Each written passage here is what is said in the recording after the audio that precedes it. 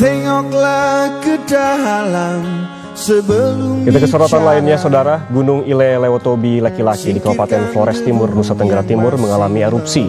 Hingga kini dilaporkan 10 warga meninggal dunia. Erupsi Gunung Ile Lewotobi laki-laki di Kabupaten Flores Timur, Nusa Tenggara Timur terjadi pada Minggu malam.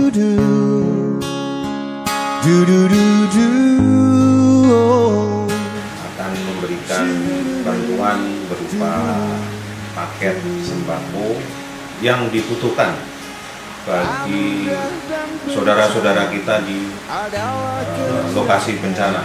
Semoga bermanfaat, Pak, sumbangan dari Kodam 14 Hasanuddin kepada saudara-saudara di sana untuk meringankan beban dari bencana gunung berapi.